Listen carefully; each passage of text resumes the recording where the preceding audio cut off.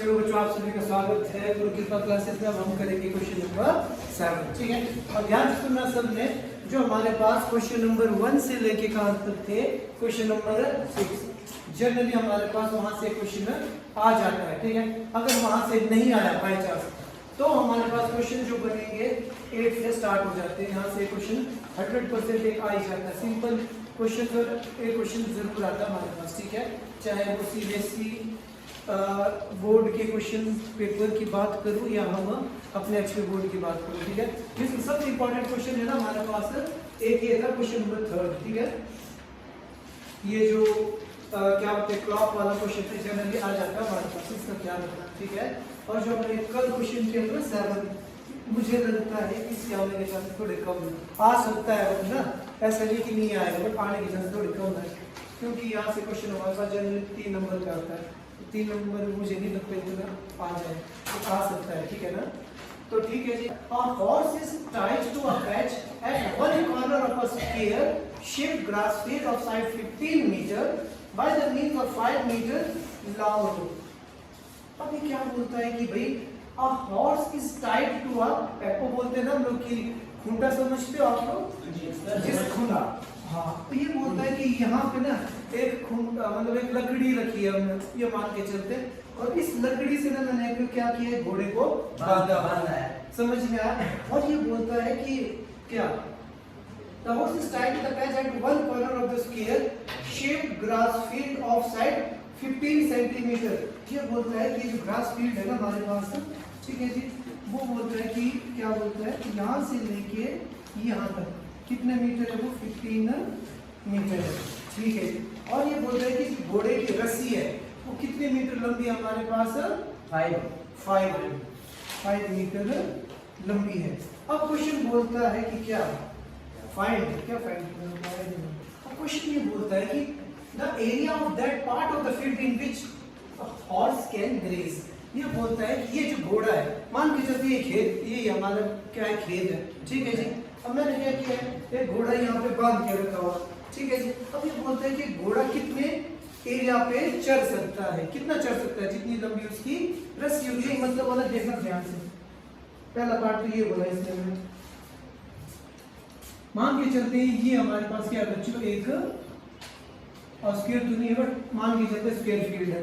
ठीक है जी, अब यहाँ पे मैंने क्या किया है, घोड़ा बांधा, रस्सी कितनी लंबी है ऐसी, तो घोड़ा क्या कर सकता है, या ज्यादा से ज्यादा इधर भागेगा, यहाँ से ऐसा ऐसा ऐसा ऐसा, क्या परे को भी जा सकता है, वो नहीं जा सकता ना, बस वो इतना ही एरिया कवर करेगा हमारे पास। समझ में आया? ठीक है जी। अब ये फील्ड कैसी थी हमारे पास, रेक्टेंगुलर थी, तो यहाँ पे एंगल कितना बना हमारे पास, सेंटर का 90 डिग्री, सेंटर एंगल आ गया हमारे पास 90 डिग्री। और रेडियस कितना होगा जी इसका, अगर रस्सी यहाँ से लेके यहाँ तक 5 सेंटीमीटर की, इधर को भी कितनी होगी, सेंटीमीटर, सॉरी 5 मीटर, इधर को भी क्या होगी बच्चों, 5 मीटर।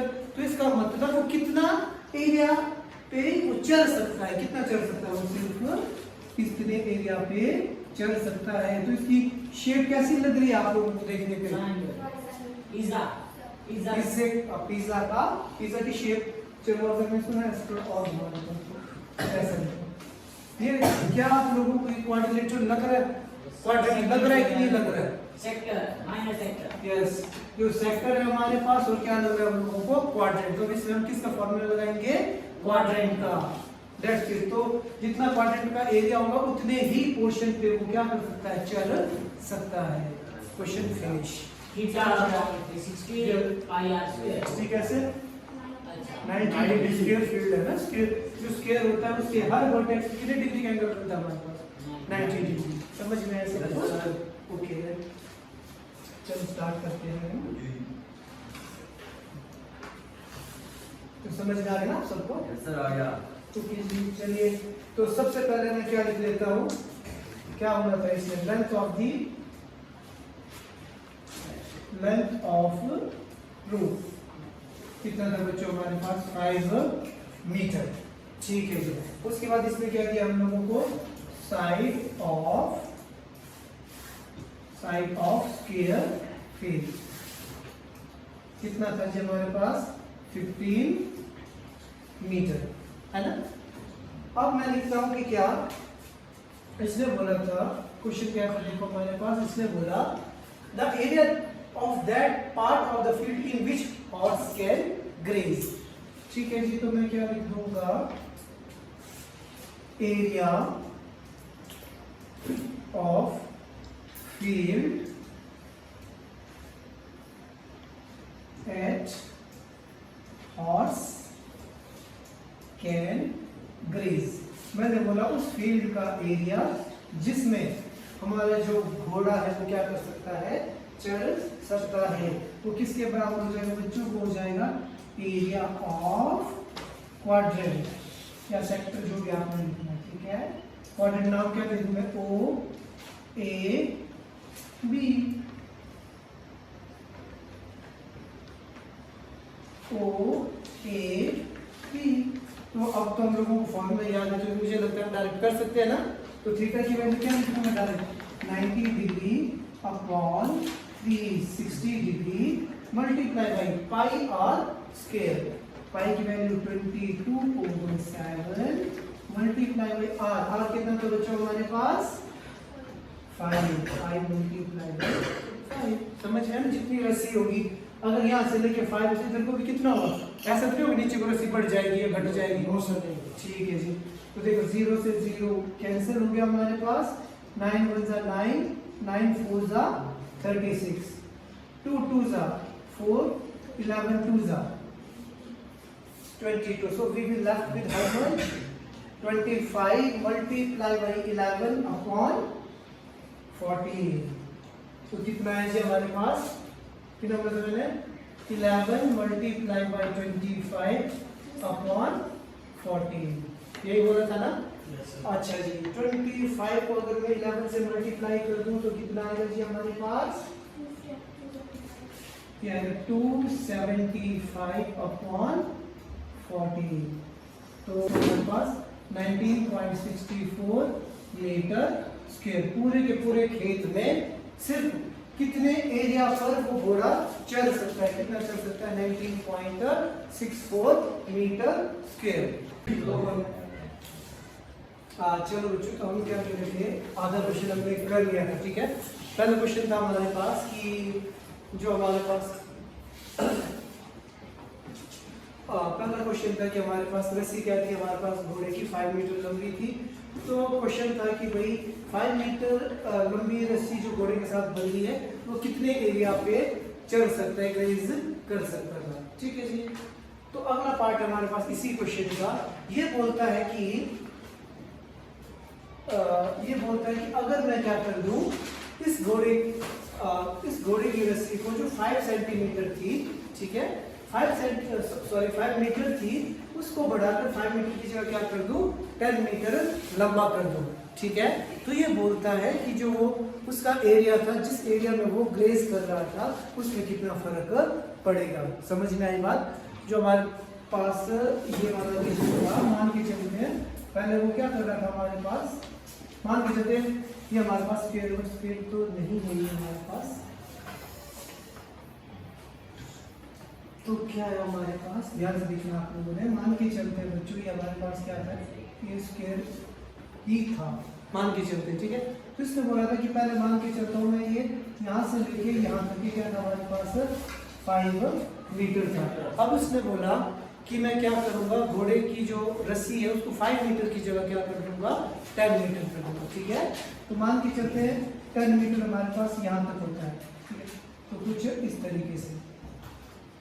ठीक है, तो क्वेश्चन ये है कि भाई जब मैंने उस घोड़े की रस्सी को 5 मीटर की जगह क्या कर दिया, 10 मीटर लंबा कर दिया, तो ये बोलते हैं कि उसके एरिया में कितना फर्क पड़ा, ये हमने फाइंड करना है। आई बात समझ में, कितना फर्क पड़ रहा है, इतना ये एक्स्ट्रा हो रहा है हमारे पास, ये जो एक्स्ट्रा हुआ, जो इंक्रीज हुआ, वही हमने फाइंड करना है। तो इसके लिए मुझे क्या करना पड़ेगा, जब अगर मैं क्या कर दूं, सबसे पहले 10 मीटर होने पे कितना एरिया होता है उसको फाइंड कर दूं, उसके बाद जो 5 मीटर था मेरे पास, उसमें से उसको टोटल में से इसको माइनस कर दूं, तो मेरे पास क्या आएगा, जो इंक्रीज हुआ।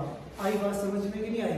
तो हम क्या करेंगे, सबसे पहले 10 मीटर अगर उसकी रस्सी 10 मीटर लंबी होती है तो उसकी वजह से कितना एरिया वो कवर कर रहा है, कितना कवर करेगा पूरा का पूरा यहाँ से लेके यहाँ तक, वो फाइंड कर दूंगा। और उसमें से अब मैं क्या माइनस कर दूंगा, जो 5 मीटर भी उसने कर दिया था, तो बचा क्या हमारे पास, ये वाला, ये हमने फाइंड करना है। समझ में आया सबको? ठीक है। So let us start second part of this question. So second part says,